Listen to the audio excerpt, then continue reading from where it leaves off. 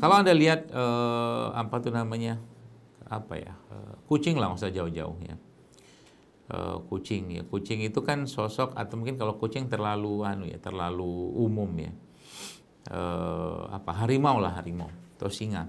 Singa itu mereka dibekali Allah dengan kekuatan ya, kekuatan fisiknya mereka, kemudian dibekali juga dengan kuku-kuku yang atau cakar yang tajam, kemudian gigi yang atau taring-taring yang bisa mengoyak-ngoyak daging-daging yang mereka konsumsi ya.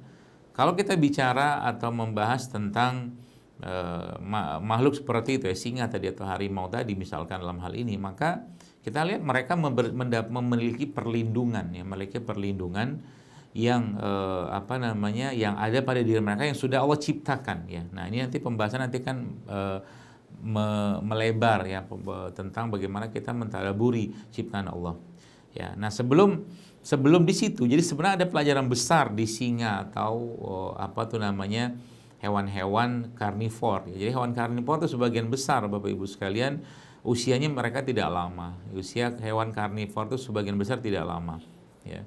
Saya nggak tahu persisnya berapa, tapi yang saya tahu itu tidak selama dengan hewan-hewan yang lain ya, yang memang tidak hanya makan daging saja.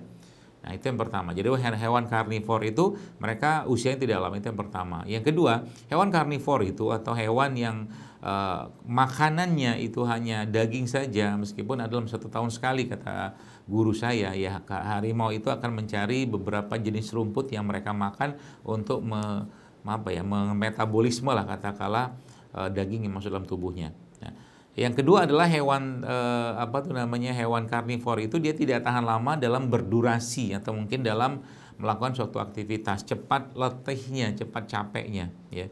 Jadi manusia itu dibikin Allah atau jadikan Allah di antara atau mungkin dia karnivor banget enggak, tumbuhan banget enggak. Nah, itu di situ pesannya sebenarnya. Nah, nanti kita akan tadabur di sini ya. Apa kaitan katakanlah dengan sehat ya atau kesehatan Islam selama katakanlah Ramadan seperti ini ya, khususnya berkaitan dengan bagaimana cara kita menjaga imunitas kita tetap terjaga. Nah, tadi kalau Bapak Ibu ya atau Bapak Ibu sekalian melihat atau membayangkan cakar ya, kemudian taring ya, itu kan perlindungan. Nah, pertanyaannya, lalu bagaimana caranya Allah Subhanahu wa taala, ibu-ibu sekalian, jamaah sekalian, untuk memberikan perlindungan itu kepada makhluk yang bukan hewan ya. Maka Allah memberikan perlindungan tadi berupa zat-zat atau bahan-bahan tertentu yang bisa melindungi isi dari dalam atau mungkin kandungan dari dalam bahan tadi. Ya, contoh begini.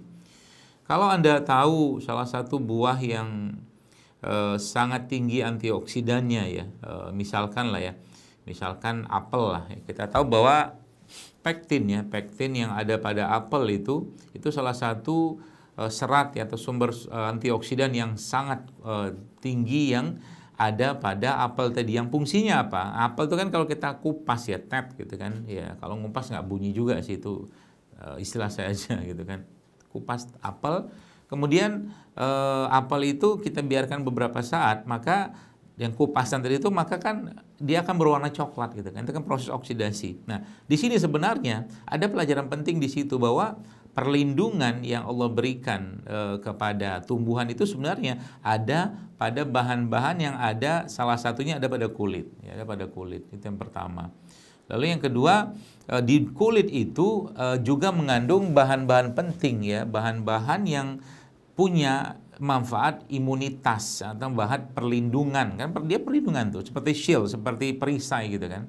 Nah, di sini sebenarnya kalau sudah kita belajar tentang ini ya, tentang konsep perlindungan atau mekanisme ini tuh, itu sebenarnya kalau kita ditanya kenapa kita mengkonsumsi makanan-makanan atau tumbuhan ya, atau mungkin ya tanaman seperti itu ya, buah, sayur, itu salah satunya.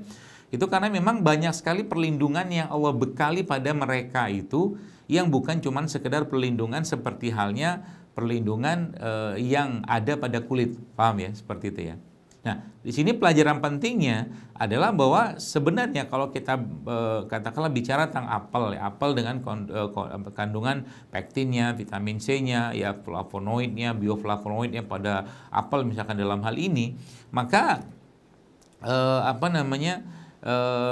semua kok bagian dalam tubuhnya atau mungkin dalam ya komponen tumbuhan itu mulai dari kulitnya sampai dalamnya semua memiliki kandungan-kandungan atau khasiat, mulai dari perlindungan, mulai dari katakanlah dia menumbuhkan ya, atau mungkin menguatkan, ada proteinnya, ada intinya segala macam, paham ya? Ya.